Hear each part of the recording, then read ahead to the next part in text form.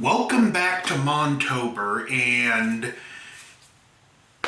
today we're going to be going over my 10 favorite horror remakes of all time. Yeah, I actually was able to compile 10 together. At number 10, Dawn of the Dead from 2004. A remake of the greatest zombie film ever made that brought it into a modern age. Many people like me, we actually seen this one before the original, and all things said, not a bad movie, even if I will add the negative of the opening of the movie is so intense, the rest of the movie doesn't quite live up to it. That being said, interesting characters. It took the premise of being in the mall in a different direction where it fell because of their own stupidity rather than other people. But yeah, it's a solid remake that I would say is definitely worth your time. At number 9, again, I seen this film before the original. The Texas Chainsaw Massacre 2003.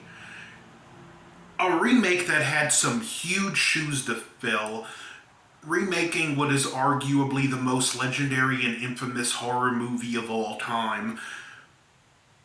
A horror movie with that had an extremely small amount of blood that is always remembered as the goriest, if not one of the goriest films ever made, that had an uncomfortable, realistic feel to it, and they remake it with a more, a gory and gritty, but at the same time, polished Hollywood remake that is actually pretty good.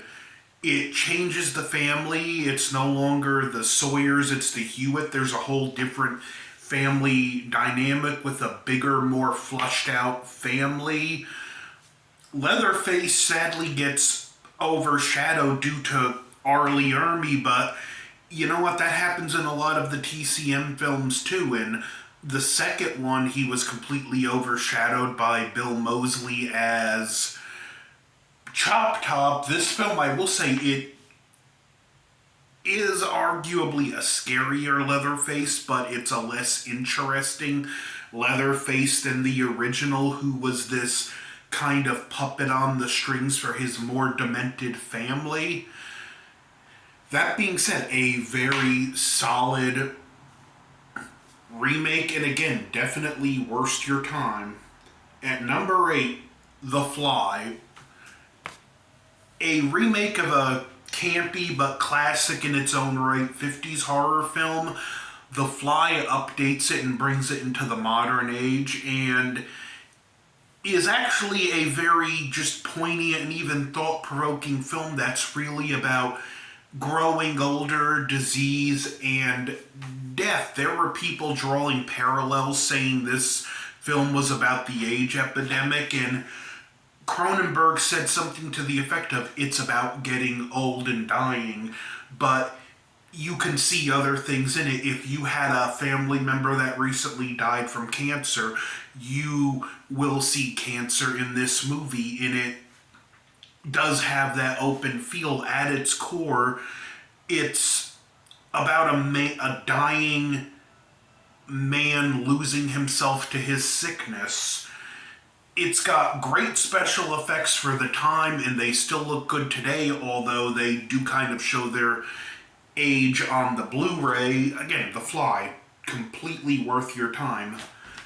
Number 7, a remake of my favorite horror movie of all time, The Wolfman with Benicio del Toro.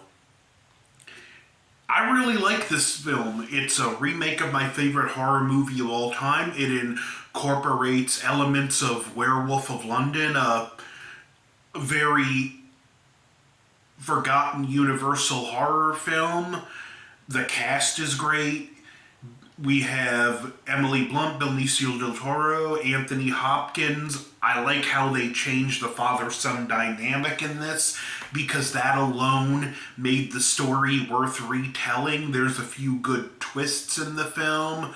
Yeah, it's criminal that the same special effects master that did the American Werewolf in London was over this film but didn't get to do a practical transformation. That being said, the actual makeup job we got is a solid update on the original classic.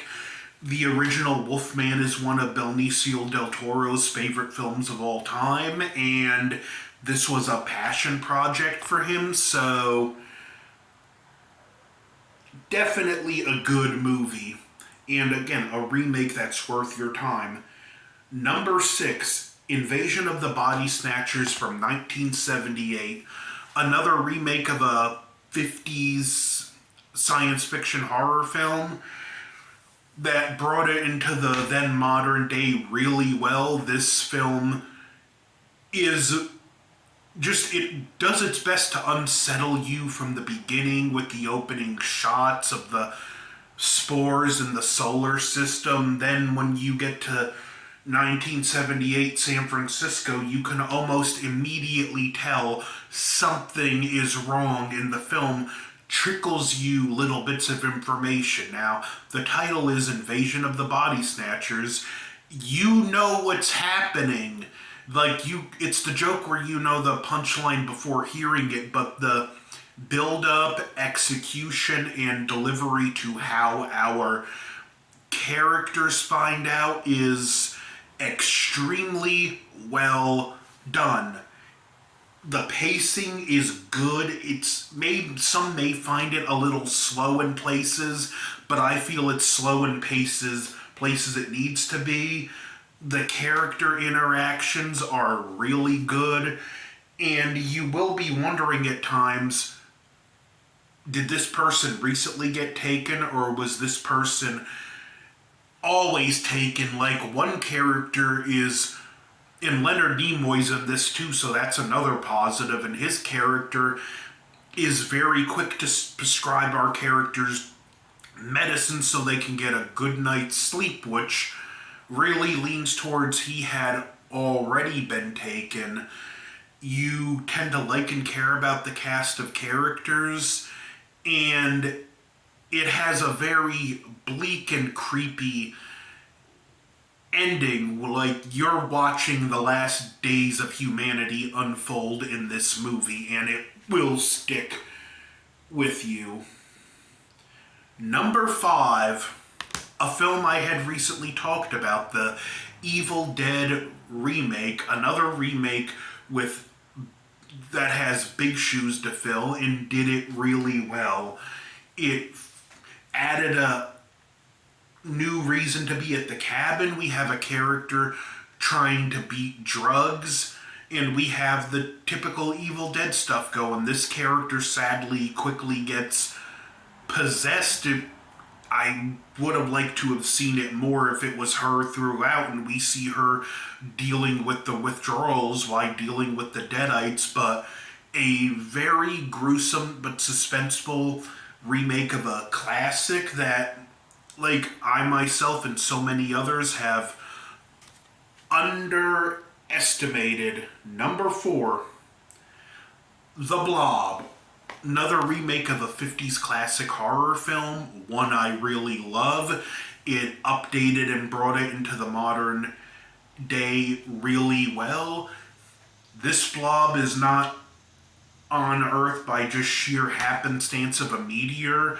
It was it was a bacteria put into a space satellite that mutated and knocked the satellite out of orbit. This is a much more gory remake, and I think to the film's detriment, because it front loads so much of the good special effects that by the end it's kind of, what else you got? That being said, it even does some great twists. It actually pulls a psycho and kills off who we think is going to be one of our main characters, main heroes on top of that early on, and in a very nightmare fuel inducing scene. This guy gets it worse than anyone else in the movie. But The Blob, great remake, cannot go wrong. Number 3, John Carpenter's The Thing. Another remake of a classic 50s horror film, one that was very important to both science fiction and horror in the day. And I will say, in any combination, original and remake, The Thing and The Blob make a great double feature, so it's only fitting they're side by side on this list.